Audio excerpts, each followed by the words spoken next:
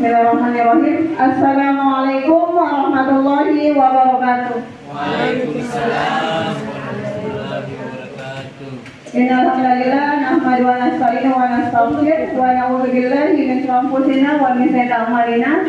May yahdihillahu fala mudilla lahu wa may yudlil fala hadiya lahu.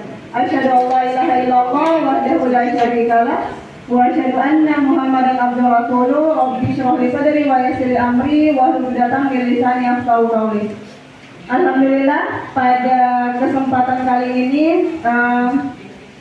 kami dari calon guru penggerak Angkatan 11 Kota Makassar akan memaparkan terkait dengan modul 1.4 tentang budaya positif. Sebelumnya, kalau saya sendiri, fasilitator saya itu Pak Rusdi SPD MSI dan pengajar praktik Ibu Herawati SPD, dan saya sendiri sebagai calon guru penggerak Mutmainah Ilham.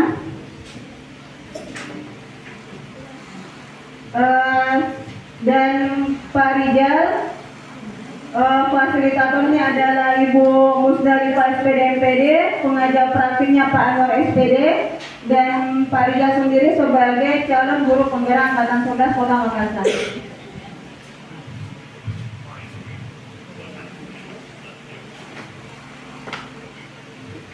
Oke, Bapak Ibu, mungkin sebelum saya lanjut ke materi, kita refresh sejenak dulu, kita ice breaking sejenak dulu. Jadi ice breaking-nya sebut warna. Jadi clue-nya itu adalah sebut warna. Jadi ini hanya selingan ya. Kita kadang lebih fokus dengan tulisan yang kita lihat, padahal instruksinya adalah bagaimana kita menyebutkan warnanya.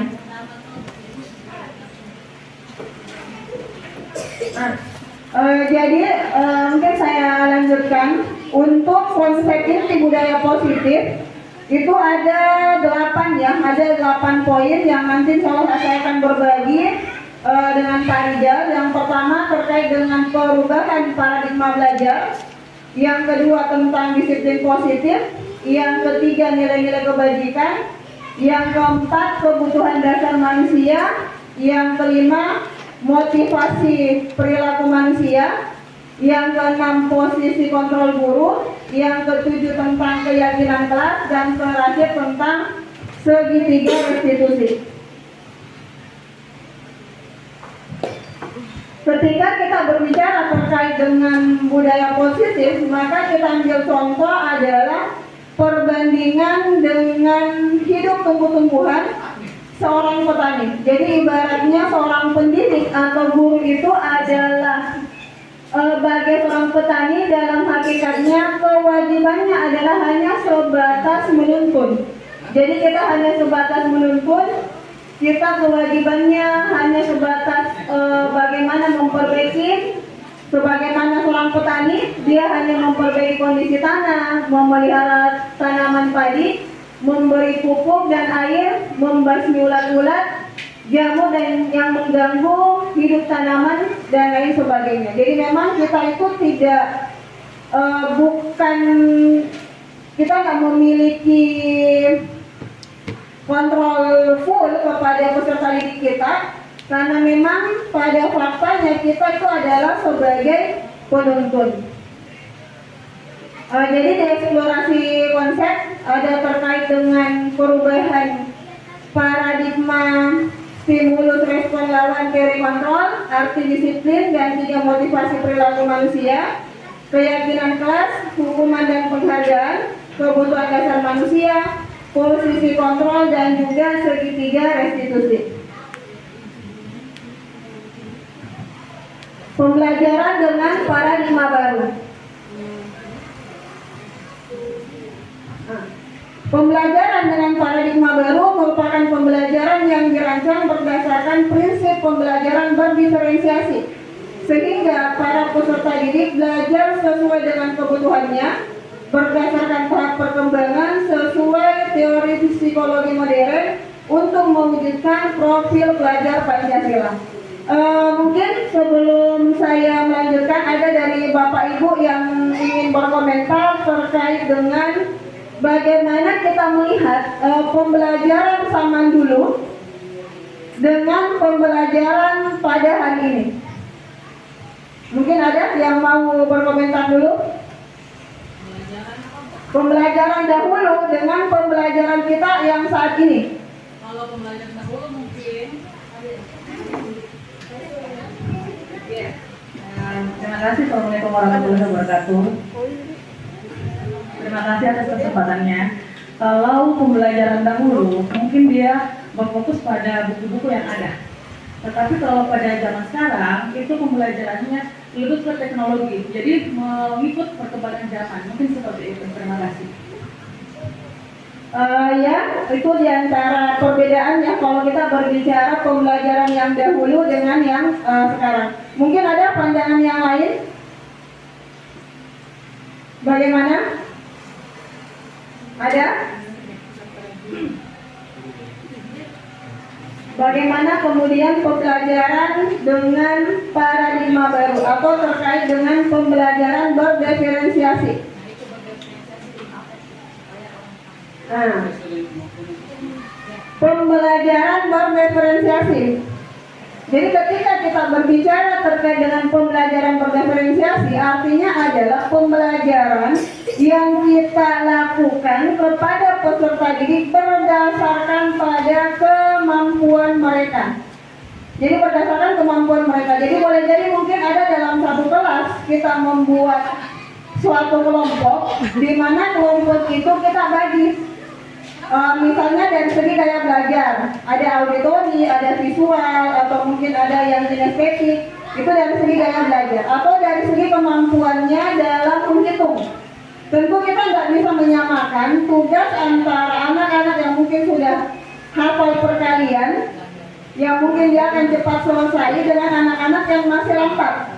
Karena nanti itu bakalan bisa mengganggu atau bisa saja kita kelompokkan mereka yang sudah pandai itu menjadi mentor dalam kelompok tersebut. Jadi kita memenuhi semua kebutuhan siswa kita. Jadi pembelajaran berdiferensiasi. Selanjutnya terkait dengan miskonsepsi tentang teori kontrol. Nah, ini mungkin yang ada ya, yang selama ini dalam benak kita terkait dengan bagaimana kemudian guru mengontrol murid, bahwa kita kritik dan membuat rasa bersalah mampu menguatkan karakter, ilusi bahwa semua penguatan positif, efektif dan bermanfaat, ilusi bahwa orang dewasa berhak memaksa. Nah, jadi nanti akan digambarkan ya satu persatu. Miskonsepsi tentang teori kontrol. Bagaimana kemudian ilusi guru mengontrol murid. Sejatinya pada dasarnya itu kita tidak dapat memaksa murid untuk berbuat sesuatu jikalau murid tersebut memilih untuk tidak melakukannya. Makanya kan mungkin kita akan menemukan ya siswa-siswa yang mungkin dia ibaratnya kita apain, ketika mereka tidak mau melakukan itu kayak susah sekali. Kenapa? Karena disinilah yang perlu ditanamkan kepada mereka adalah kesadaran mereka untuk memilih melakukan apa yang kemudian harusnya mereka kerjakan. Walaupun tampaknya guru sedang mengontrol perilaku murid, hal demikian terjadi karena murid sedang mengizinkan dirinya dikontrol. Saat itu, bentuk kontrol guru menjadi kebutuhan dasar yang dipilih murid tersebut. Teori kontrol menyatakan bahwa semua perilaku memiliki tujuan, bahkan terhadap perilaku yang tidak disukai. Jadi, bagaimana kemudian kita betul-betul menyadari potensi yang dimiliki oleh murid dan juga bahwa mereka melakukan itu karena dasar pilihan mereka. Dan bukan sepenuhnya kontrol dari guru itu sendiri. Yang kedua, ilusi bahwa semua penguatan positif, efektif dan bermanfaat. Penguatan positif atau bujukan adalah bentuk-bentuk kontrol.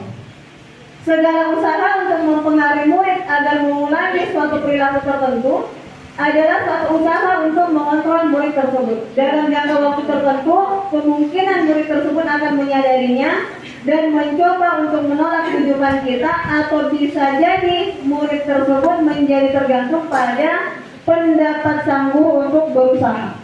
Artinya kadang memang kita sudah memberikan penguatan positif kepada murid, akan tetapi itu hanya sebatas stimulus saja. Yang boleh jadi ketika sudah tidak ada stimulus, ketika tidak ada lagi dorongan, ya sudah mereka akan melanggar. Makanya kan yang penting itu adalah motivasinya dia adalah berdasarkan kepada kesadaran. Yang ketiga, ilusi bahwa kritik dan membuat orang merasa bersalah dapat menguatkan karakter. Menggunakan kritik dan rasa bersalah untuk mengontrol murid menuju pada identitas gagal. Mereka belajar untuk merasa buruk tentang diri mereka. Mereka mengembangkan dialog diri yang negatif. Kadang-kala sulit bagi guru untuk mengidentifikasi bahwa mereka sedang melakukan perilaku ini, karena seringkali guru cukup menggunakan suara halus untuk menyampaikan pesan negatif. Jadi kadang-kala menjadikan murid itu merasa bersalah dan membuat mereka itu merasa bahwa memang dirinya itu lemah, dirinya mereka mungkin tidak mampu dan sebagainya, itu berpengaruh ya. Makanya kan di sini bagaimana kita senantiasa menstimulus murid juga dengan kata-kata atau motivasi yang positif. Yang keempat, ilusi bahwa orang dewasa memiliki hak untuk memaksa. Banyak orang dewasa yang percaya bahwa mereka memiliki tanggung jawab untuk membuat murid-murid berbuat hal-hal tertentu. Apapun yang dilakukan dapat diterima selama ada sebuah kemajuan berdasarkan sebuah pengukuran kinerja. Pada saat itu pula orang dewasa akan menyadari bahwa perilaku memaksa tidak akan efektif untuk jangka waktu panjang dan sebuah hubungan permusuhan akan terbentuk. Jadi ini teori ini ya, bagaimana kemudian ketika kita memaksa kehendak ya, baik itu patah lagi ketika memaksa kehendak pada peserta didik. Nah, bagaimana agar seseorang bisa berubah dari paradigma stimulus respon kepada pendekatan teori kontrol. Jadi ini menurut Covey mengatakan bahwa bila kita ingin membuat kemajuan perlahan, sedikit-sedikit ubahlah sikap dan perilaku Anda. Namun bila kita ingin cara-cara utama kita, maka kita perlu merubah kerangka acuan kita. Ubahlah bagaimana Anda melihat dunia, bagaimana Anda berpikir tentang manusia. Ubahlah paradigma Anda, skema pemahaman dan penjelasan aspek-aspek tentang realitas. Jadi bagaimana kita mengubah paradigma berpikir. Jadi ini contohnya ya, bagaimana perubahan paradigma antara stimulus respon kita ubah menjadi teori kontrol. Kalau dari stimulus respon, kita mencoba mengubah orang agar berpandangan sama dengan kita. Dalam teori kontrol kita berusaha memahami pandangan orang lain tentang dunia. Jadi memang sejatinya kan kita nggak bisa ya memaksakan kehendak, kita tidak bisa menyamakan pandangan semua orang. Jadi tidak bisa kita menyamakan pandangan setiap orang. Begitupun yang kedua, perilaku buruk dilihat sebagai suatu kesalahan. Padahal semua perilaku memiliki tujuan. Tinggal kita melihat apa yang menjadi standarnya. Orang lain bisa mengontrol saya. Dalam teori kontrol, hanya Anda yang bisa mengontrol diri Anda. Jadi sejatinya itu yang mampu mengontrol kita itu adalah diri kita sendiri. Saya bisa mengontrol orang lain. Dalam teori kontrol, Anda tidak bisa mengontrol orang lain. Pemaksaan ada pada saat bujukan gagal. Dalam teori kontrol, Kolaborasi dan konsensus menciptakan pilihan-pilihan baru, dan yang terakhir model berpikir menang atau kalah, tapi model berpikir menang-menang. Jadi yang kita gunakan adalah win to win. Bagaimana kemudian semuanya menang. Nah, begitupun mengubah paradigma stimulus respon ke pendekatan teori kontrol. Jadi yang pertama, realitas atau kebutuhan kita sama. Dalam teori kontrol, realitas atau kebutuhan kita berbeda. Selanjutnya, semua orang melihat hal yang sama. Setiap orang memiliki gambaran yang berbeda. Kita mencoba mengubah orang agar berpandangan sama dengan kita. Kita berusaha memahami pandangan orang lain tentang dunia. Perilaku buruk dilihat sebagai suatu kesalahan. Semua perilaku memiliki tujuan.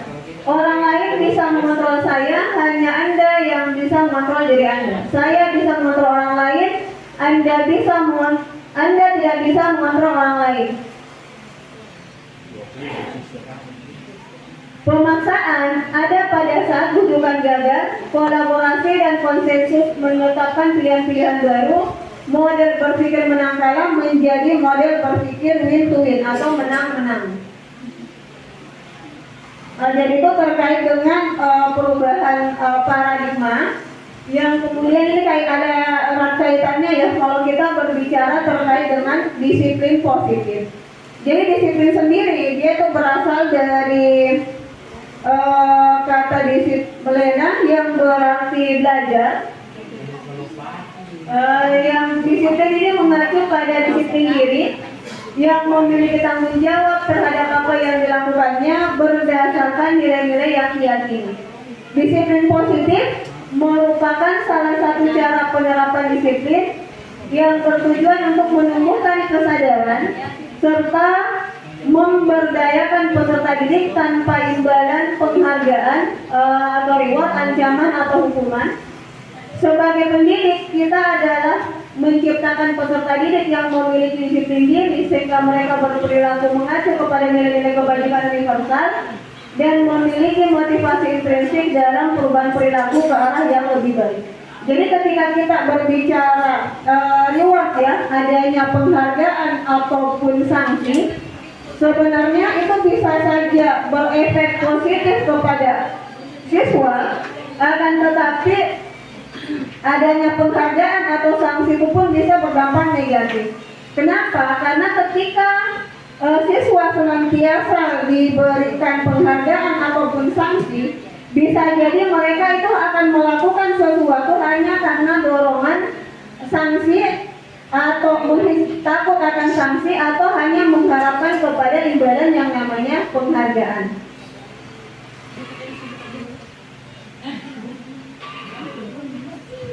Selanjutnya terkait dengan nilai-nilai kebajikan. Nilai yang disepakati bersama lepas dari suku bangsa, agama, bahasa maupun latar belakangnya. Contoh nilai kebajikan institusi atau organisasi. Profil pelajar Pancasila, beriman dan bertakwa kepada Tuhan Yang Maha Esa dan berakhlak mulia, berkebinekaan global, gotong royong, mandiri, kreatif dan bernalar kritis. Ini diantara nilai-nilai kebajikan ketika kita berbicara profil pelajar Pancasila. Indo Primarius program ada nilai kebajikan toleransi, rasa hormat, integritas, mandiri, menghargai, antusias, empati, keingintahuan, kreativitas, kerjasama, percaya diri dan juga komitmen. Adapun contoh nilai keterampilan hidup atau life skill itu adalah dapat dipercaya, lurus hati, pendengar yang aktif, tidak merendahkan orang lain, dan memberikan yang terbaik dari diri. Nah, selanjutnya terkait dengan kebutuhan dasar manusia. Sejatinya semua manusia pasti memiliki kebutuhan. Dan yang namanya kebutuhan dasar manusia adalah segala sesuatu yang kita lakukan untuk mendapatkan apa apa yang kita inginkan. Seluruh tindakan yang kita lakukan memiliki tujuan tertentu dan usaha terbaik yang kita lakukan adalah dalam rangka agar kebutuhan dasar kita terpenuhi dengan baik. Jadi tentunya kan apa yang kita inginkan atau apa yang kita butuhkan, kita menginginkan semua itu terpenuhi dengan baik. Ada 5 kebutuhan dasar manusia. Yang pertama tentunya adalah bagaimana manusia itu bertahan hidup. Tahan hidup, tahan hidup. Yang pertama adalah bagaimana manusia bertahan hidup. Tentu butuh makanan, pakaian, tempat tinggal, keamanan, dan kesehatan. Makanya kan ya sejatinya ini adalah tanggung jawab yang harusnya memang dipenuhi ya oleh negara. Yang kedua, adanya kebutuhan kasih sayang dan rasa diterima. Rasa diterima, dipedulikan, berbagi, kerjasama menjadi bagian dalam kelompok. Karena tentu orang yang dikucilkan itu akan memberikan dampak negatif pada diri mereka. Yang ketiga adalah penguasaan. Harga diri, keinginan untuk dianggap, memimpin, berprestasi, diakui dan didengar. Tentu setiap orang punya keinginan untuk eksistensi diri. Dimanapun baik kalau kita berbicara siswa, ketika pun mereka berulah di kelas, pasti ada keinginannya adalah bagaimana mereka ingin didengar, bagaimana mereka ingin diperhatikan, bagaimana mereka ingin dianggap. Nah, dan yang keempat, ini kebutuhan dasar kebebasan. Mandiri, memiliki pilihan, mencoba hal baru, mampu mengendalikan arah dirinya.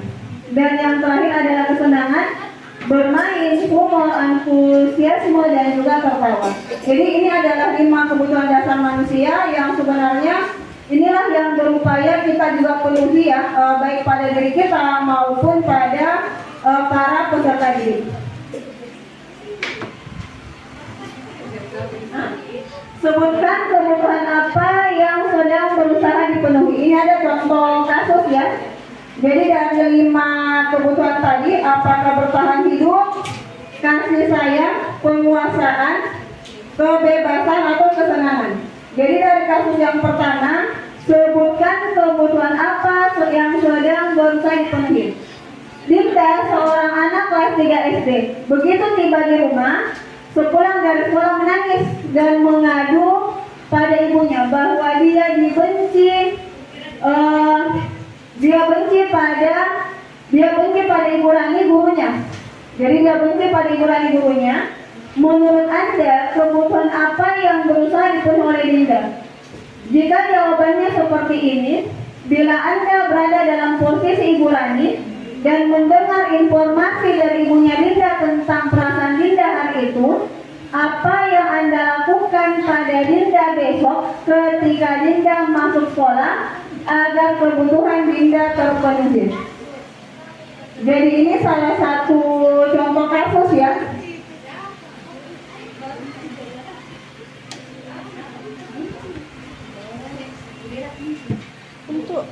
Nah, makanya di sini kita melihat ya. Jadi Turki sebentar dulu. Banyak anak Jawaban sebentar. dari Dinda bagaimana kemudian ketika Sebentar dulu. ibu guru bilang aku tidak boleh bersenang-senang waktu mengerjakan tugas karena kelas harus tenang dan tidak ada suara, maka ini adalah kebutuhan pada kesenangan. Jadi ini contoh ininya ya. Dan yang selanjutnya,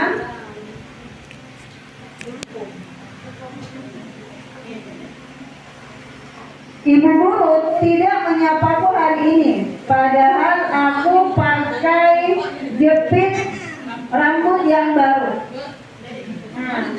Maka ini ada kebutuhannya, yaitu nilai apa, kasih sayang dan rasa ingin diterima. Makanya kan kadang itu anak-anak kalau ada sesuatu mungkin yang baru atau ada sesuatu yang ini, mereka itu senantiasa menonjolkan.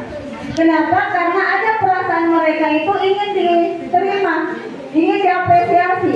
Nah, begitupun aku bosan, masa belajarnya cuma gitu-gitu aja, dengarin ibu guru saja.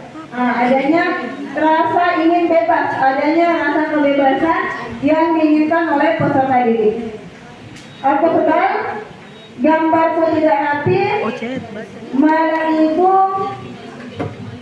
menunjukku ke depan teman-teman maju di depan kelas. Nah, ini adalah kebutuhan pada penguasaan. Jadi kalau kita melihat ya, salah satu contoh dari kasusnya Linda, maka di sini menunjukkan bagaimana yang namanya anak atau peserta didik itu menginginkan rasa mereka kesenangan, adanya penguasaan, bahkan ketika mereka ingin diterima maupun ingin mendapatkan perhatian dari guru mereka. Jadi kalau kita berbicara terkait poin yang tadi ya, bagaimana kemudian 5 kebutuhan dari manusia, maka itu adalah sesuatu yang kita penuhi ya, baik dari segi bagaimana bertahan hidup, kesenangan, adanya penguasaan dan yang lain-lain. Mungkin itu yang saya paparkan. Selanjutnya akan dilanjutkan oleh Pak Rijal terkait dengan teori motivasi perilaku manusia. Assalamualaikum warahmatullahi wabarakatuh.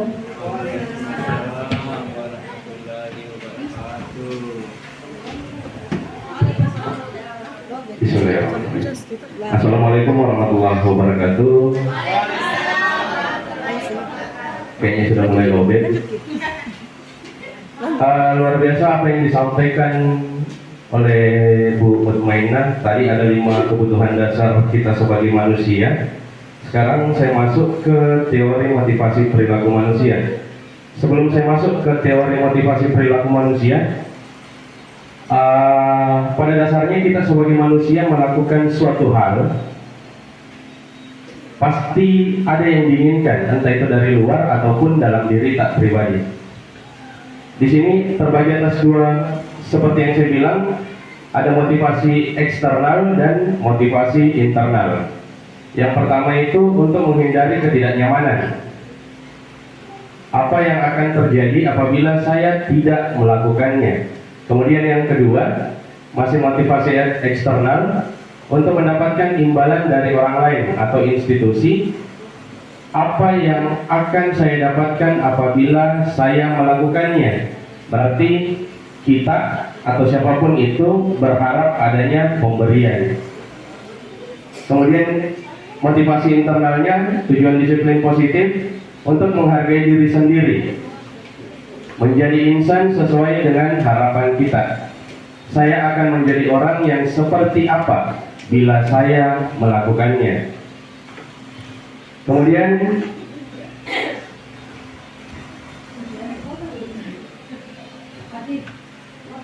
teori motivasi perilaku manusia Dienggosen dalam bukunya Restructuring School Discipline menyatakan ada 3 motivasi perilaku manusia. Yang pertama itu untuk menghindari ketidaknyamanan atau hukuman adalah tingkat terendah dari motivasi perilaku manusia. Biasanya orang yang motivasi perilakunya untuk menghindari hukuman atau ketidaknyamanan akan bertanya, apa yang terjadi apabila saya tidak melakukannya? Sebenarnya mereka sedang menghindari permasalahan yang mungkin muncul dan berpengaruh pada mereka secara fisik, psikologis, maupun tidak terpenuhinya kebutuhan mereka. Bila mereka tidak melakukan tindakan tersebut, motivasi ini bersifat eksternal. Kemudian yang kedua, untuk mendapatkan imbalan atau penghargaan dari orang lain. Mengharapkan imbalan. Jadi ketika kita melakukan sesuatu hal, pasti ada iming-iming itu. Kita mendapatkan imbalan atau bahkan pujian dari entah itu teman kita ataupun atasan kita. Jadi satu tingkat di atas motivasi yang pertama, Di sini orang berperilaku untuk mendapatkan imbalan atau penghargaan dari orang lain. Orang dengan motivasi ini akan bertanya, apa yang akan saya dapatkan apabila saya melakukannya? Mereka melakukan sebuah tindakan untuk mendapatkan pujian dari orang lain yang menuntut mereka penting dan mereka letakkan dalam dunia berkualitas mereka. Mereka juga melakukan sesuatu untuk mendapatkan hadiah, pengakuan, ataupun imbalan. Motivasi ini bersifat eksternal, masih dari luar. Yang terakhir, menurut Dean Goosen, untuk menjadi orang yang mereka inginkan dan menghargai diri sendiri dengan nilai-nilai yang mereka percaya. Jadi mereka meyakini ada sesuatu hal dalam dirinya yang menjadi keunggulannya. Orang dengan motivasi ini akan bertanya, akan menjadi orang yang seperti apa apabila saya melakukannya. Mereka melakukan sesuatu karena nilai yang mereka yakini dan hargai. Dan mereka melakukannya karena mereka ingin menjadi orang yang melakukan nilai-nilai yang mereka yakini tersebut. Ini adalah motivasi yang akan membuat orang memiliki disiplin positif karena motivasi perilakunya bersifat internal. Jadi ada muncul dari dalam. Jadi bukan karena pujian tadi, bukan karena penghargaan tadi, tapi karena ingin merubah dirinya menjadi lebih baik. Saya terus terang masuk di pendidikan guru penggerak, banyak hal yang saya pelajari, termasuk sebentar kita akan pelajari apa yang dinamakan segitiga restitusi. Bagaimana penerapannya, terus sebentar juga kita akan sama-sama bahas tentang apa itu keyakinan kelas. Masih lanjut terkait tentang teori motivasi. Yang tadi itu ada, seperti yang saya paparkan tadi, ada hukuman, konsekuensi, dan restitusi. Di hukuman tidak terencana atau tiba-tiba. Kemudian yang kedua, murid tidak tahu apa yang akan terjadi. Kemudian bersifat satu arah, berupa hukuman fisik ataupun psikis. Konsekuensi, ini yang biasanya kita tahu dengan aturan. Adanya aturan berarti dua arah. Terencana disepakati sesuai dengan peraturan. Murid tetap dibuat tidak nyaman karena itu tadi kemauan dari gurunya. Kemudian yang ketiga, sikap guru selalu memonitor muridnya. Yang terakhir, restitusi, proses menciptakan kondisi bagi murid untuk memperbaiki kesalahannya. Jadi bagaimana posisi guru membuat murid merasa dirinya salah dan berusaha agar murid tersebut memperbaiki kesalahannya sendiri, bukan dari gurunya. Guru cuma membimbing untuk siswa tersebut atau murid tersebut mengakui kesalahan dan berusaha memperbaiki kesalahannya sendiri. Kemudian proses kolaboratif yang mengajarkan murid untuk mencari solusinya sendiri. Ini ternyata saya selama ini jadi guru ada di posisi pertama dan kedua, 5 posisi kontrol guru, yang mestinya kita sebagai guru berada di posisi kelima, manajer. Saya paling sering di posisi pertama, penghukum. Ternyata itu salah. Yang kedua pun, pembuat merasa bersalah, itu pun masih belum. Itu bukan karakter dari seorang guru. Guru yang diharapkan itu manajer. Kemudian berperilaku sebagai teman. Kemudian pemantau. Lalu kemudian yang terakhir, manajer. Di tingkat manajer itulah penerapan segitiga restitusi. Di sini ada contoh penerapan 5 posisi kontrol guru. Ada contoh kasus siswa tidak memakai topi pada saat upacara bendera. Sebagai seorang penghukum, maka guru tersebut akan menghukum muridnya seperti hormat pada bendera selama 30 menit. Kemudian di posisi pembuat merasa bersalah, berapa kali Bapak harus memberitahu kamu? Kamu selalu saja mengecewakan Bapak. dia tidak menyerang fisik tapi menyerang psikisnya. Contoh selanjutnya, sebagai teman, ayo dong ikuti aturan sekolah. Tolong bantu ibu atau bapak kali ini. Ya sudah, tidak apa-apa. Kali ini jangan berbuat seperti ini lagi. Jadi sekedar mengingatkan, ini hal yang salah. Kemudian sebagai pemantau, kamu sudah melanggar peraturan sekolah, kamu tahu konsekuensinya. Setelah upacara, kamu beli topinya di koperasi dan jangan diulangi lagi. Itu untuk guru sebagai pemantau. Yang terakhir, sebagai manajer, apakah kamu tahu kesalahanmu? Jadi kita berbicara dengan murid, biarkan murid yang mengakui kesalahannya. Kira-kira bagaimana kamu memperbaiki kesalahanmu? Jadi dari kesalahannya, apa yang akan dia buat untuk memperbaiki kesalahannya tadi? Jadi terus terang juga di PGP ini saya banyak belajar terkait tentang 5 kontrol guru ini tadi. Nah, inilah bahasanya. Sebagai pembuat rasa bersalah, saya kecewa sekali dengan kamu. Kita tidak menyerang fisik, tapi menyerang psikisnya siswa atau murid.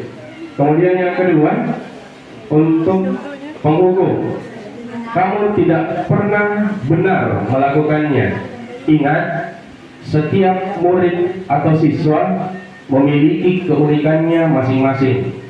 Tidak semua anak memiliki kemampuan dan kelebihan yang sama. Kemudian, ayolah lakukan demi bapak atau ibu ya. Ini posisi sebagai teman. Kemudian, sebagai pemantau, kamu tidak pernah mendapat nilai jika tidak mengerjakan tugas. Masih penghukum.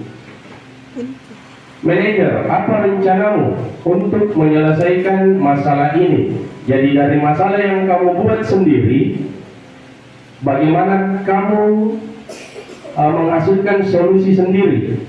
Jadi kita sebagai guru tidak memberikan jalan, tapi biarkan murid untuk berpikir dari masalah atau kesalahan yang dia buat, bagaimana caranya untuk menghadirkan satu solusi. Kita masuk di keyakinan kelas. Saya sudah lihat beberapa kelas menggunakan keyakinan kelas. Kita saling belajar apakah keyakinan kelas yang kita buat di kelas itu sudah benar atau mungkin masih ada koreksi. Mengapa keyakinan kelas bukan peraturan kelas? Kira-kira apa perbedaan dari peraturan kelas dan keyakinan kelas? Ada yang mau berpendapat? Iya. Apa perbedaannya keyakinan kelas dan peraturan kelas? Kalau peraturan, aturan atau yang disepakati. Ya. Bismillahirrahmanirrahim. Terima kasih atas kesempatan yang diberikan. Kalau peraturan yaitu adalah aturan atau yang sudah kita sepakati di dalam kelas dan harus kita laksanakan. Kemudian kalau soal keyakinan itu menyangkut diri sendiri. Keyakinan tak apa, ya. Jadi keyakinan dan kita meyakinkan semua yang ada di dalam kelas. Begitu barangkali Pak. Ya, terima kasih. Assalamualaikum warahmatullahi wabarakatuh. Tepuk tangan dulu.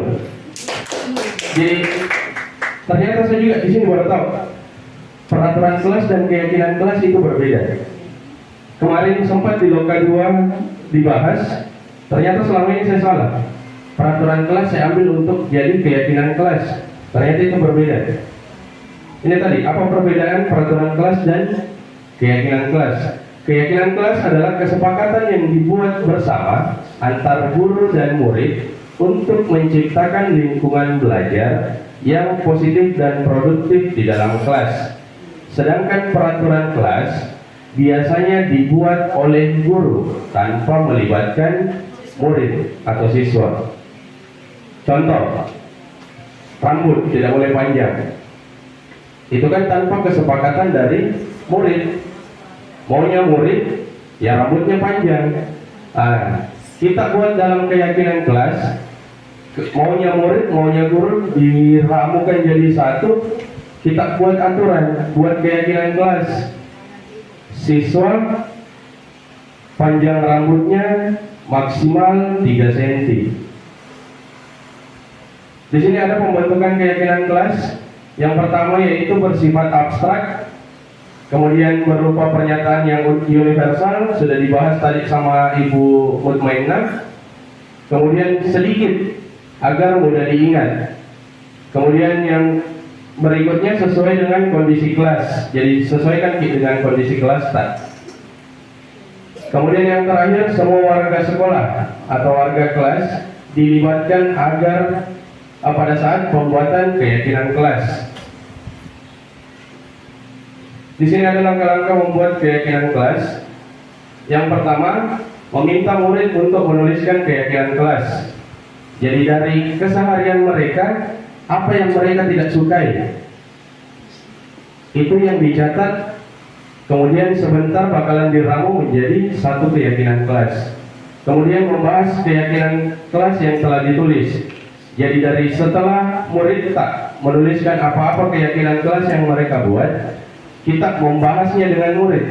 Kemudian memilah keyakinan kelas. Seperti yang tadi dipilah berdasarkan kebajikan-kebajikan universal. Entah itu kesopanan, kedisiplinan, dan lain sebagainya. Kemudian mengubah keyakinan agar menjadi kalimat positif. Saya juga baru tahu kemarin, ternyata di keyakinan kelas tidak boleh ada kata tidak, dilarang, jangan. Ternyata itu bersifat yang tadi, posisi kontrol guru. Jadi tidak boleh, kita sebagai guru membuat keyakinan kelas tidak boleh menggunakan kata tidak, jangan, dilarang. Itu semua. Kemudian yang terakhir, menyepakati keyakinan kelas. Kalau kita bilang apa dibalik, kalau tidak bisa dipakai tidak. Sebentar ada contoh yang saya paparkan, tampilkan sebentar. Yang pertama tadi meminta murid untuk menuliskan keyakinan kelas. Ini merupakan langkah awal yang biasa dilakukan, yaitu meminta murid untuk menuliskan keyakinannya. Apa yang mereka tidak sukai di kelas, itu yang dituangkan dalam keyakinan kelas. Ini bisa berlaku tergantung kesepakatan guru dengan murid, apakah 1 semester ataupun 1 tahun. Dengan demikian murid bisa lebih termotivasi untuk belajar. Kemudian yang kedua, membahas keyakinan yang telah ditulis. Setelah murid menulis keyakinannya, guru mengumpulkan semua tulisan tersebut, lalu guru bisa membahasnya bersama seluruh siswa atau murid di kelas. Selanjutnya, memilah keyakinan kelas. Sesudah membahasnya, guru dan murid dapat memilah keyakinan kelas yang paling penting sesuai dengan kondisi kelas masing-masing. Caranya dengan mengambil satu keyakinan yang paling universal. Jika ada 2 tulisan yang sejenis atau 2 keyakinan yang sejenis. Kemudian mengubah keyakinan agar menjadi kalimat yang positif. Seperti yang saya bahasakan tadi. Saya juga baru tahu, ternyata kita tidak boleh menggunakan itu. Tidak boleh, tidak, dan dilarang atau jangan. Bila guru dan murid sudah selesai memilah, maka keyakinan kelas yang telah dipilih atau diubah menjadi kalimat positif. Kalimat positif dapat lebih mudah diterima oleh siswa daripada kalimat negatif. Yang terakhir, menyepakati keyakinan kelas. Tahap terakhir adalah menyepakati keyakinan kelas. Caranya dengan mengecek kembali agar seluruh murid maupun guru telah satu suara terhadap keyakinan kelas yang telah dibahas tadi. Saya cuma meminta maksimal 2 untuk dijadikan keyakinan kelas. Jadi dari kesehariannya anak-anak, apa yang mereka tidak sukai dalam kelas. Contoh, tidak suka dibilangi bapaknya. Iya, bullying. Atau mamanya. Terus menggunakan bahasa kotor. apa segala macam. Dari itulah kita membuat keyakinan kelas. Jadi anak-anak menempelkan dulu. Setelah menuliskan, mereka tempelkan, lalu kemudian saya membagi sesuai dengan kebajikan universal, nilai-nilai kebajikan universal, yang mana masuk kedisiplinan, yang mana masuk saling menghormati, dan lain sebagainya. Dari situ kemudian kita sama-sama meramu. Saya bersama murid saya kembali meramu dari keyakinan yang mereka tuliskan, saya tuangkan ke dalam bahasa yang positif untuk dibuatkan menjadi satu keyakinan kelas. Jadi saya tidak memakai lagi kata jangan, tapi contoh yang tadi, tidak suka untuk dibilangi bapaknya, mamanya. Itu kan sikap saling menyayangi, saling menghormati. Jadi dalam saling menghormati masuk tadi poinnya itu, tidak menyebutkan nama orang tua, tidak berbicara kotor, itu semua masuk di nilai saling menghormati, atau bisa juga masuk ke kesopanan. Jadi ini tahapannya saya sudah terapkan juga di kelas. Sekarang ini yang paling seru, segitiga restitusi. Apa itu segitiga restitusi? Segitiga restitusi merupakan suatu proses dialog yang dijalankan oleh guru agar dapat menghasilkan murid yang mandiri dan bertanggung jawab. Jadi dari penerapan segitiga restitusi ini kita mengharapkan siswa yang mandiri dan bertanggung jawab. Kenapa dikatakan bertanggung jawab? Karena dia sendiri yang melakukan salah, dia sendiri yang memunculkan solusi dari masalah tersebut. Yang pertama yaitu menstabilkan identitas. Kemudian setelah menstabilkan identitas, kita validasi tindakan yang salah. Kemudian yang terakhir menanyakan keyakinan. Itulah tadi fungsinya keyakinan kelas yang sudah dibuat. Poin ini yang pertama, menstabilkan identitas. Berdasarkan prinsip membuat kesalahan adalah bagian dari proses pembelajaran. Muncul kata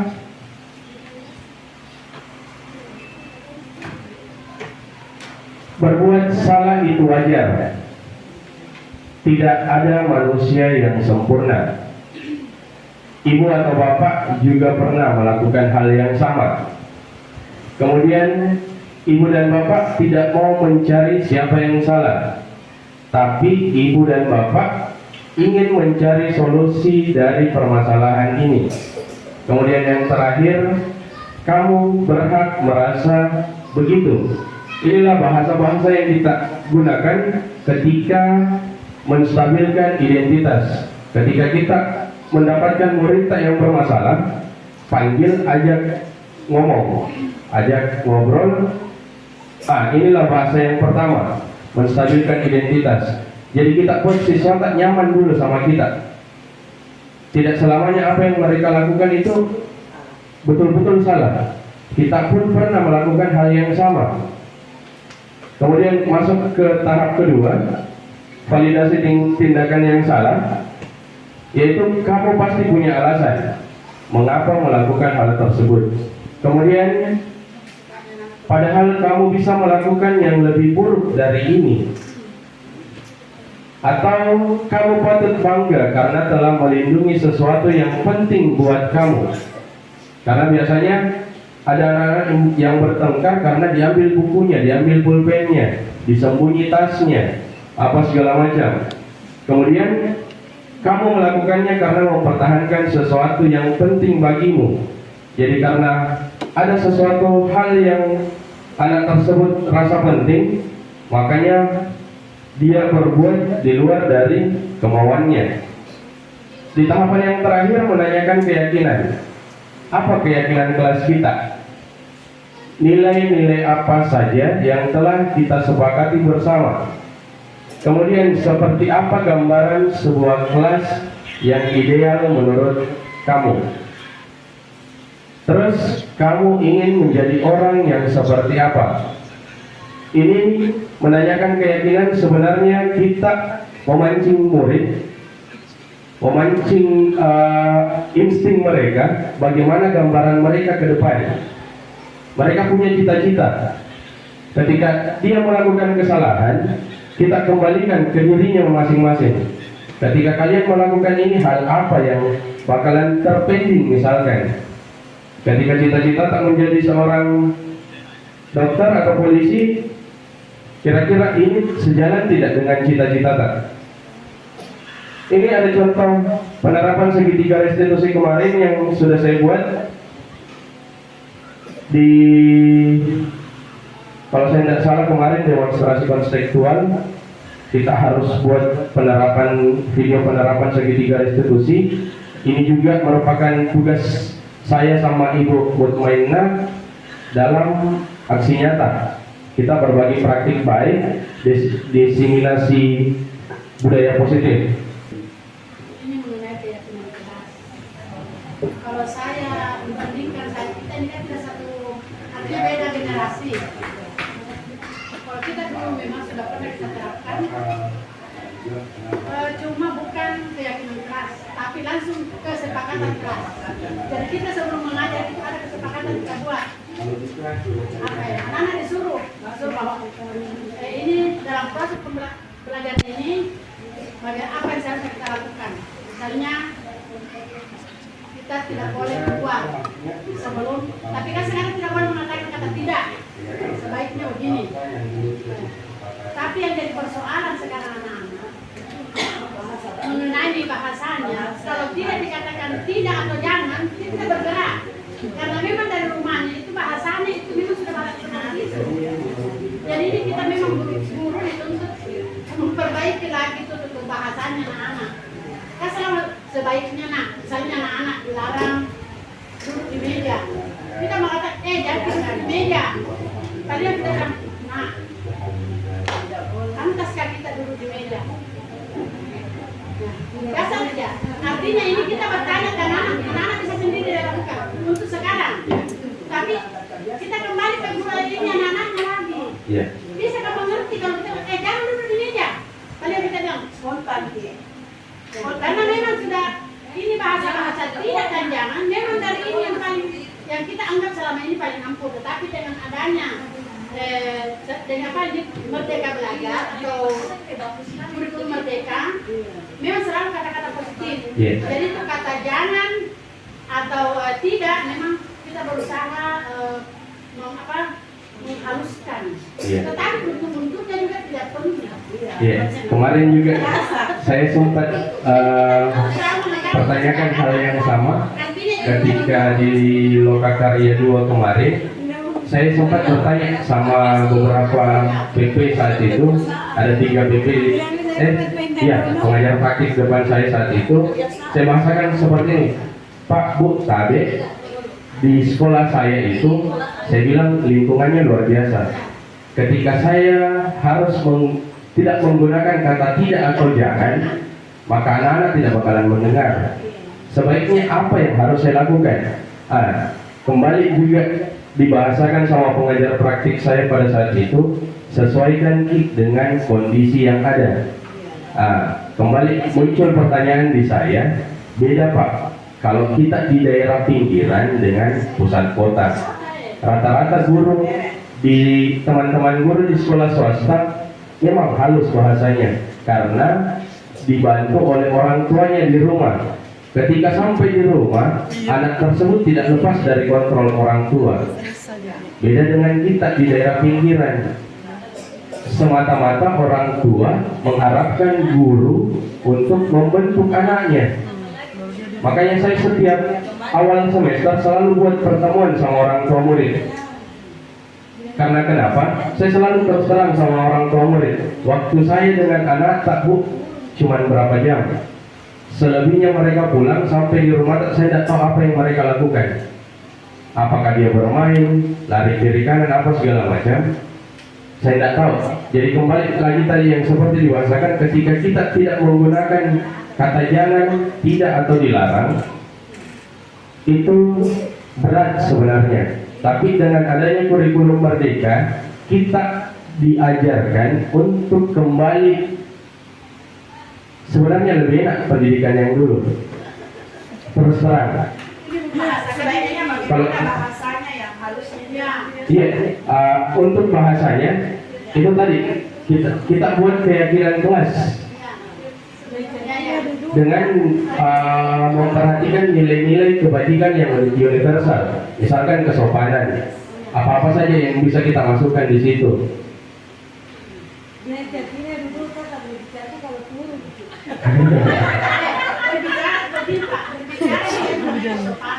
Iya.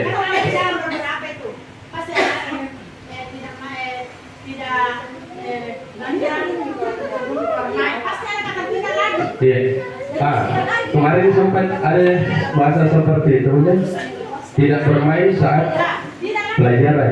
Tapi saya masukkan bermain pada saat istirahat, makan pada saat istirahat. Jadi saya berusaha meminimalisir penggunaan kata tidak. Jadi dilarang bermain pada saat jam pelajaran. Jadi saya rubah menjadi bermain pada saat jam istirahat. Jadi mungkin seperti itu. Untuk yang lain, iya, makan pada saat jam istirahat. Iya, silakan. Iya. Misalnya ini buat misalnya kira-kira anak bisa mengerti kalau misalnya ini anak main pisau ya, nanti bisa bilang, nah pisau itu bisa mencelakai diri sendiri. Iya. Dan ini yang positif. Iya. Kira-kira anak bisa dinatangkan. Pasti terang dia mengaku. Ini yang paling ya. Kalau kita memang kesepakatan kelas memang dari dulu tidak ada pasti yang namanya seiring dengan perkembangan zaman, artinya kita ikuti. Iya, beralih dari kesepakatan kelas menjadi keyakinan kelas. Kalau saya lihat di sini keyakinan dulu baru ada kesepakatan. Iya. Ya, oke. Jadi apa yang kita yakini dulu itu yang kita sepakati bersama. yang saling berkaitan. Iya. Iya. Silakan Bu Erne. Tapi berbicara mengenai penerapan dengan keyakinan kelas, tadi sudah tadi dibahas sama Ibu bahwa keyakinan dengan kesepakatan itu sudah pernah dilakukan. Nah, yang jadi pertanyaan sekarang mengenai keyakinan dengan penerapan ini diterapkan di kelas apakah seluruh kelas? Seluruh ya. Dan kalau memang seluruh kelas, kan biasanya anak kelas rendah itu biasanya kelas rendah ya kalau kita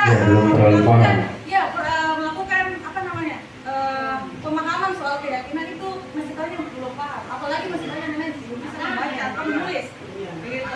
Jadi kalaupun juga kita kasih tahu anak-anak dengan cara berbicara dengan anak-anak, dikasih tahu langsung pertanyaannya biasanya itu akan diulang apa ada hukuman, apa kan hukuman apa ya namanya Sanksi.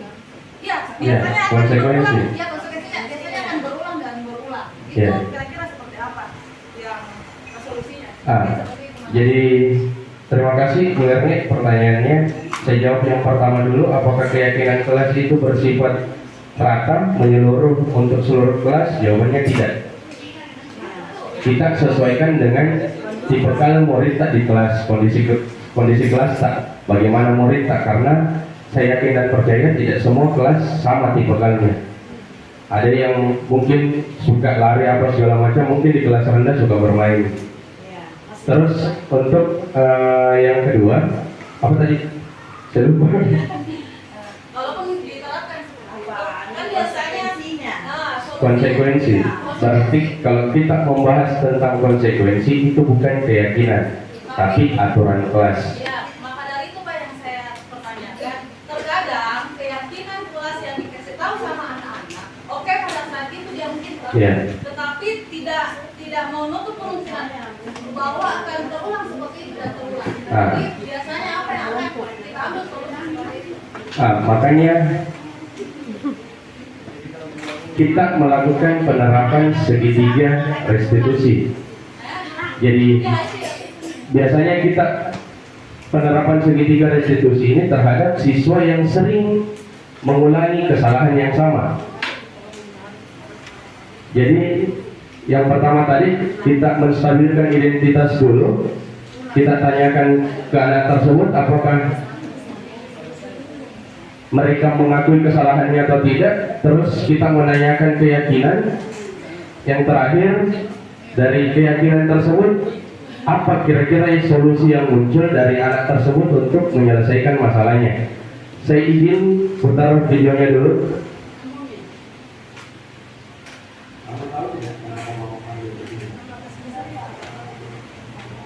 Kira-kira kesalahan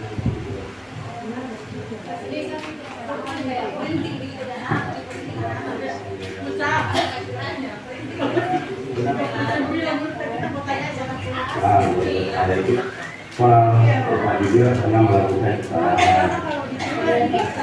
Bapak yakin bahwa masih marah kenapa melakukan itu. Kalau bisa coba ceritakan sama Bapak.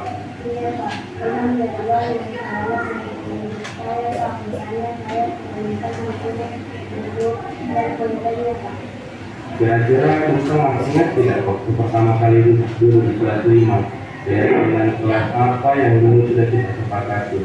Iya Pak, Bapak yakin Bintang bisa menjalankan keyakinan kelas dengan baik. Jadi menurut Islam bagaimana solusi menyelesaikan masalah itu?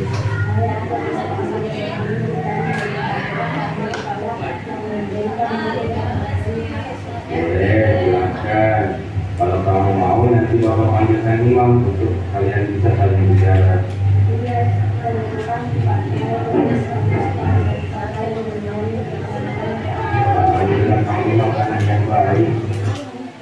Nah, jadi kasus ini Bintang saya juga baru dapat, ternyata dia pukul dan sembunyi barangnya temannya, tapi salahnya temannya.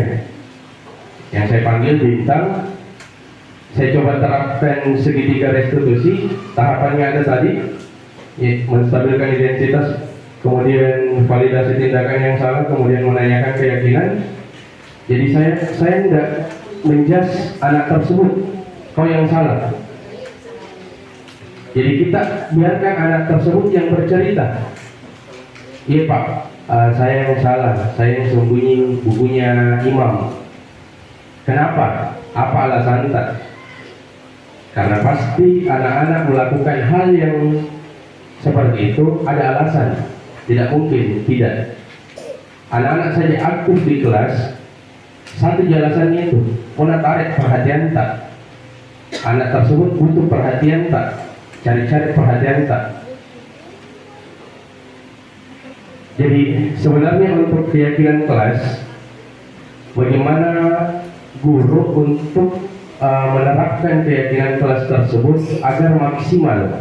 Kalau saya pribadi ditempel.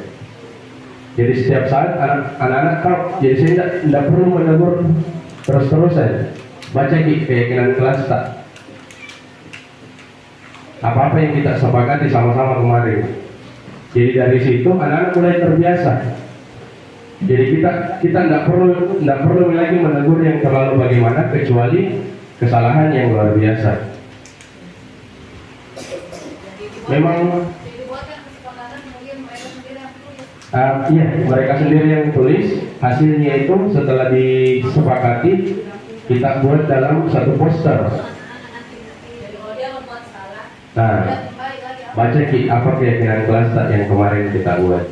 Tapi saya pun harus akui penerapannya di kelas rendah itu sangat luar biasa susahnya. Kenapa saya bilang sangat luar biasa susahnya? Karena di tahapan kelas 1 dan 2 itu fase A masih sering bermain. Iya. Iya. kalau kelas rendah lebih apa sih? Sebenarnya mudah kita paham bahwa ini anak begini. Ini baru kelas rendah. Cuma yang susah kalau dia mau disuruh menulis keyakinan kelas, mungkin tidak bisa, bukan apalagi ini awal-awal misalnya dia belum bisa membaca, belum bisa menulis, tetapi mungkin Pak kalau saya mungkin bisa dituliskan di papan tulis, misalkan sopan, apa dia pilih, apa dia tulis, atau apa lagi selain kata sopan, saya teman, diam pada saat belajar, mungkin begitu. Baru itu lagi yang dirampungkan kembali. Jadi mungkin kalau kelas 1 mungkin dikasih warna ya, misalkan merah itu tandanya sopan. Mungkin dia lebih tahan kalau seperti itu Pak. Pertanyaan saya sedikit Pak, harapan kelas dengan keyakinan berbeda. Keyakinan kelas yang kita buat. Jadi harapannya misalkan kita berharap, iya, berasal dari, iya, dari kesepakatan tak sama murid tak, itu muncul sesuai dengan harapan yang kita mau tadi. Apakah harapan kelas tak kedepannya kelas tak mau misalkan berprestasi, kira-kira dari harapan tersebut keyakinan apa yang bisa kita buat untuk mencapai harapan kelas tersebut. Luar biasa juga masukan dari Ibu Jana. Untuk kelas rendah kita bisa gunakan warna, misalkan hijau untuk kesopanan, kuning untuk kedisiplinan, saling menghormati mungkin merah atau warna apa segala macam. Iya bisa, karena setahu saya di kelas rendah itu lebih tertarik dengan visual, apa yang dia lihat. Iya. Iya. Jadi makanya itu biasa pembelajaran di kelas 1-2 teman-teman itu saya perhatikan memakai video pembelajaran. Jadi baik dari film kartun apa segala macam mereka tampilkan di depan. Itu menjadi video pembelajaran. Dari video tersebut muncul beberapa pertanyaan. Misalkan siapa pemeran utamanya?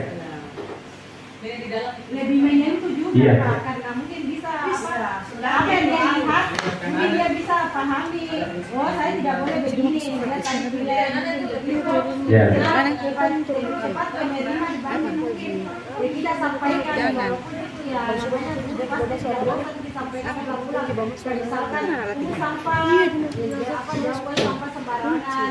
Tapi Masih ada kata jangan. Ya, itu sebenarnya yang sulit dilepas karena sudah terbiasa Miki.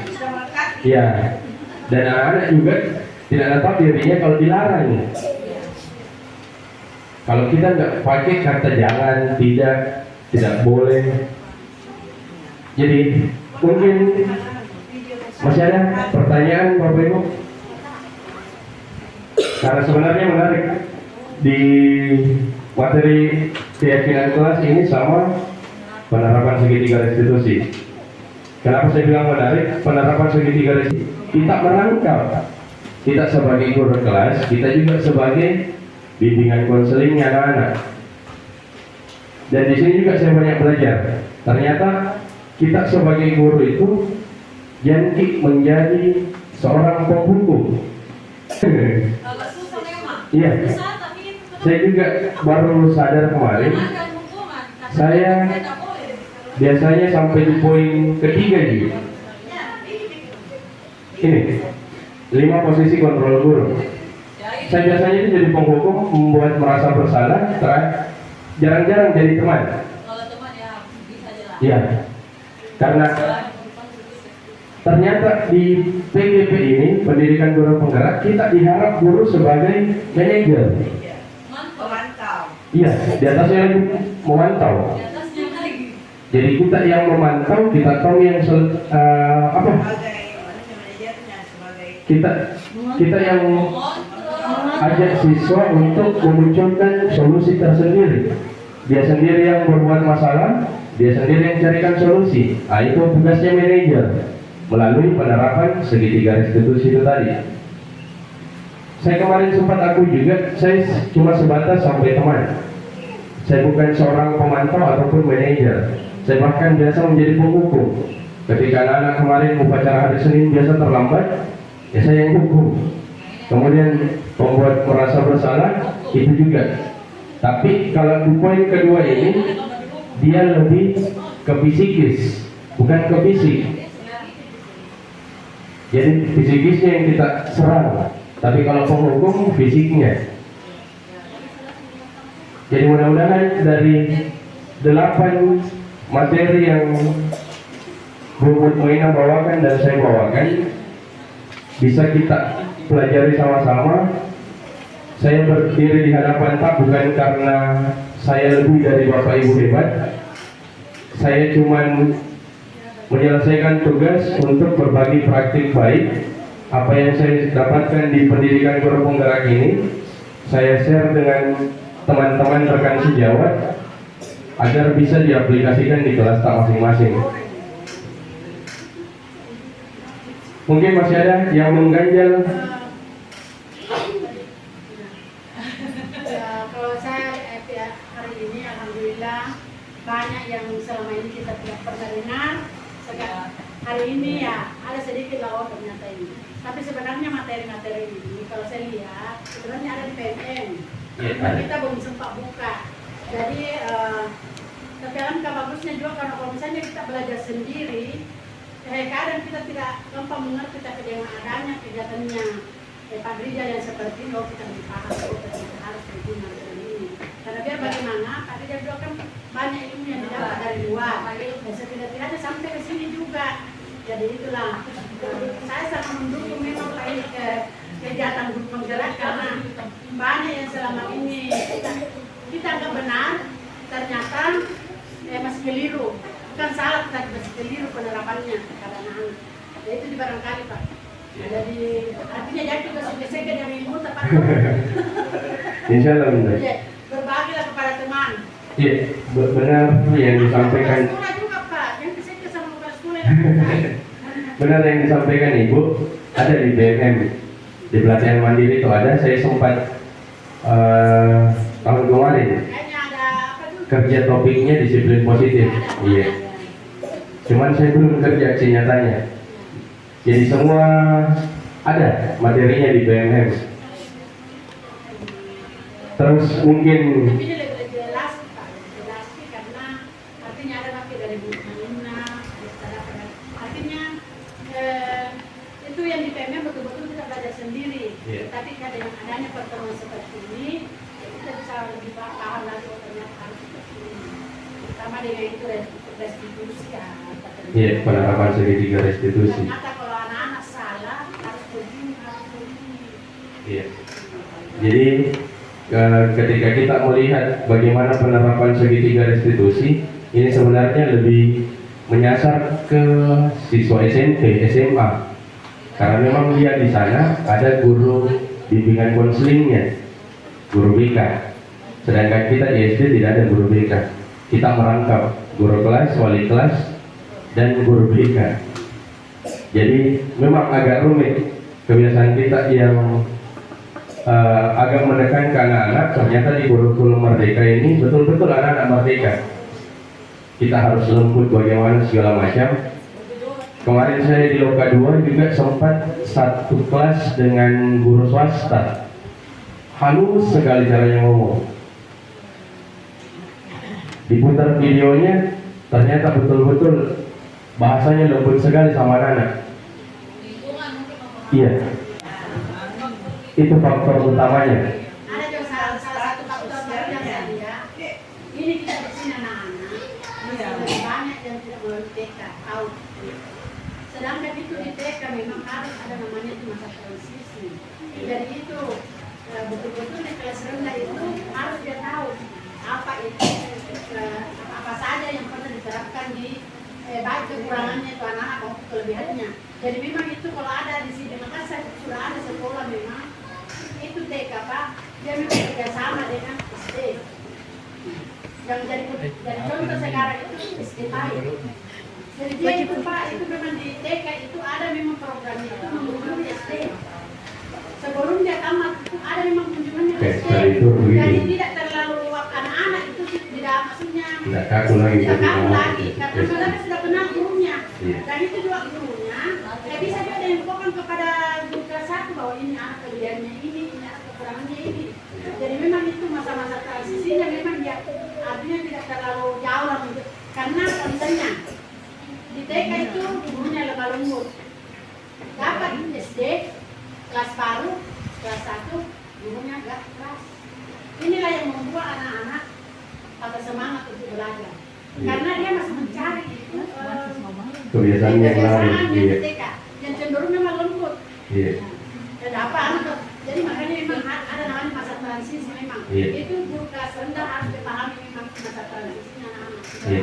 Nah, itu juga ada di PMN, Ada di PNN. transisi PAUD SD.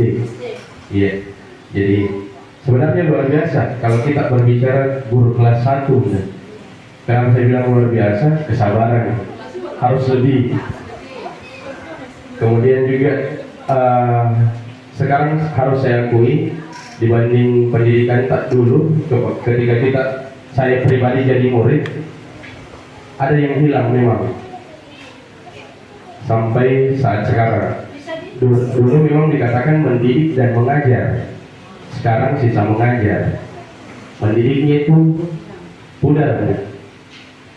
Kenapa saya katakan pudar? Karena itu tadi, tidak ada lagi anak yang takut ketika gurunya sudah berdiri depan pintu. Tidak ada lagi siswa atau murid yang cari jalan lain ketika gurunya di depannya saling bicara dengan guru lain. Itu sudah hilang. Saya terus terang, ketika SD, guru saya di depan kelas, almarhum Pak Sijaya, kalau sudah berdiri di depan kelas itu dengan protannya, saya biasa tanya almarhum bapakku, Pak, lewat mana bisa masuk di kelas 6? Karena tidak ada, lewat masih di depannya guru. Dihantam lagi betis. Pulang di melapor, ditambahi lagi, komantung nakal. Itu yang hilang sekarang. Pendidikan sekarang terkikis itunya. Karena ya harus diakui, pendidikan di zaman dulu itu lebih bagus dibanding sekarang. Oke lah, sekarang teknologi sudah luar biasa, tapi tidak ada lagi konsep yang mendidik. Kemarin ada beberapa kasus di sekolah. Kenapa? Karena lost control. Kita guru juga tidak mungkin harus bisa perhatikan semua siswa. Kemudian orang tua murid pun di rumah lepas juga kontrol sama anaknya. Jadi sebenarnya harus ada kerjasama antara guru dan orang tua. Tujuan tak satu, untuk lihat anaknya, yaitu murid tak kira-kira 15 atau 20 tahun bisa jadi orang sukses, atau bahkan bisa ganti saya di kelas, ganti saya mengajar di kelas. Dan sudah ada beberapa, kayak adiknya Bu Rahma kan kemarin alumni di sini, saya sempat ajar, calon guru juga sekarang. Siapa? Oh sini mengajar. Alhamdulillah. Artinya kan itu harapan tak sama harapan orang tua itu sama. Tidak ada guru yang mau lihat muridnya bobrok ke depannya. Tidak ada orang tua yang mau lihat anaknya bobrok ke depannya. Makanya saya selalu berharap sama orang tua murid saya ketika ada pertemuan, apapun masalahnya anak di rumah ceritakan. Saya pun bakalan sharing bagaimana kelakuannya, tingkahnya anak di sekolah. Kalaupun saya tidak bisa perbaiki di sekolah, minta tolong bantuan kita yang perbaiki di rumah. Begitupun di rumah, kalau dia tidak mau dengar orang tuanya, dia dengar gurunya, maka saya yang menegur. Jadi mungkin itu saja, Bapak Ibu guru hebat. Terima kasih untuk waktu tak. Kembali saya minta waktu tak untuk diseminasi kali ini. Saya dan Bu Mutmainah mengucapkan banyak terima kasih banyak. Mudah-mudahan apa yang kami berdua bagikan atau share bisa menjadi bekal tak untuk kedepannya. Iya, alhamdulillah. Mudah-mudahan di angkatan 12 ada lagi perwakilan SD Negeri Macini Sombala untuk pendidikan guru penggerak angkatan 12. Saya dapat bulan berapa? Cuman kalau memang ada pendaftaran masuk Ki, saya harus akui banyak manfaat yang saya dapatkan di dalam. Jadi mungkin sekian untuk diseminasi kali ini. Saya juga terima kasih banyak untuk kesempatannya Bapak Ibu guru hebat. Terima kasih juga kepada Ibu Kepala Sekolah yang kembali memberikan ruang kepada saya dan Bu Mutmainah untuk kembali berbagi praktik baik. Kata terakhir dari saya, jika kita belum suka untuk belajar, maka belajarlah untuk menyukainya, karena itu akan mengubah hidup kita ke depannya. Saya akhiri dengan ucapan hamdalah, alhamdulillahirabbil alamin. Saya tutup billahi fisabilillah, fastabiqul khairat. Assalamualaikum warahmatullahi wabarakatuh.